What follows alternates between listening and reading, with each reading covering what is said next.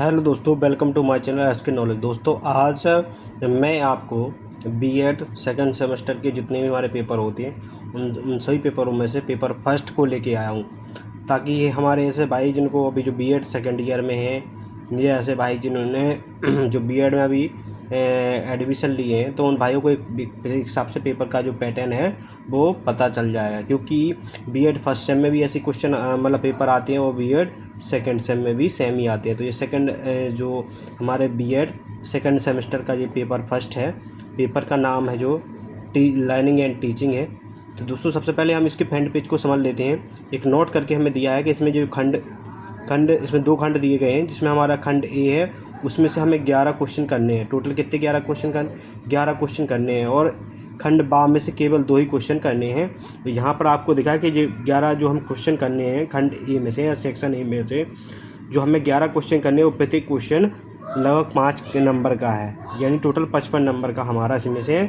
और एक नोट और भी दिया है कि जो 11 क्वेश्चन को करना है, इनमें से प्रत्येक जो प्रश्न है उसको कम से कम सीमा 100 से 150 शब्द में लिखना है। तो दोस्तों मैं ये बता रहा हूँ आपको कि जब भी आप ऐसे पेपर को लिखो, इस तरह से पेपर को लिखो, तो बड़ी अच्छी राइटिंग में लिखना है, आपको हर चीज़ लिखना है और ध्यान रखना है। क्योंकि आपको स्टार्टिंग में जब पेपर स्टार्ट करना है तो आपको जो क्वेश्चन लिखने हैं जो 5-5 नंबर वाले, इनको आपको 100 से 150 शब्द में ही लिखना है। इससे कम शब्द में नहीं लिखना है और इससे ज़्यादा शब्दों में भी नहीं लिखना है। थोड़ा बहुत ज़्यादा हो सकता है बट कम में नहीं लिखना, तभी आपके अच्छे नंबर इसमें आते हैं पेपर में। अगर आप ज़्यादा में लिखोगे तो वो पीछे वाले जो क्वेश्चन हैं बड़े वाले, उनके लिए टाइम कम पड़ जाता है।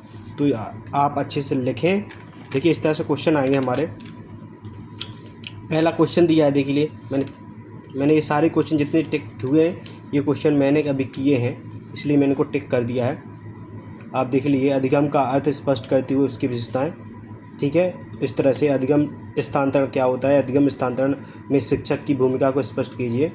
स्कैनर की क्रिया प्रस्तुत अनुकूलन सिद्धांत का शिक्षक में महत्व बताइए। इस तरह से ये क्वेश्चन मैंने देखिए दोस्तों किए हैं 1 2 3 4 5। यह स्टार्टिंग के ही मैंने ये क्वेश्चन कर लिए, तो 5 क्वेश्चन मैं यहाँ से कर लिए। देखिए इसको कर लिया मैंने। इस 7वें नंबर का क्वेश्चन मैंने छोड़ दिया है, तो मैंने इसको टिक नहीं किया। 8वें नंबर कर लिया, 9 नंबर का और 10 नंबर 10 का नहीं किया मैंने, 11 नंबर का कर लिया। तो इस तरह से मेरे 5 और 4 कितने हो गए, 9 क्वेश्चन मेरे यहाँ से हो जाते कंप्लीट। ठीक है, 2 क्वेश्चन मैंने यहाँ से किया है, 10 और 11, तो 14 टोटल क्वेश्चन दिए हैं, जिनमें से मैंने 11 क्वेश्चन किए हैं। क्योंकि इसमें दिया था 11 क्वेश्चन में से आपको खंड आ में 11 क्वेश्चन करने हैं। इस तरह से मैंने किए हैं दोस्तों। और इसके बाद ये आता है हमारा खंड वा। इसमें 2 ही प्रश्न करने हैं हमें, लगभग 4-5 प्रश्न दिए जाते हैं, इसमें 2 ही करने हैं। देखिए इसमें क्या है, इसमें आपको सबसे ज़्यादा टाइम यही लगता है। और ये इसमें प्रत्येक क्वेश्चन जो है तो 10 नंबर का है। और इसमें जो समय शब्द सीमा है जो बहुत ज़्यादा दी जाती है, यानी 400 से 500, समझ रहे हो, 400 से 500, यानी उसमें तो 150 से, उसमें से 100 से 150 ही था, बट इसमें कितना कर दिया, 400 से 500। तो दोस्तों मेरे कहने का मतलब यही है कि उनको जितने भी आप कम टाइम दो, आपको करना तो है क्वेश्चन को 100 से 150 शब्द में करना है उसको।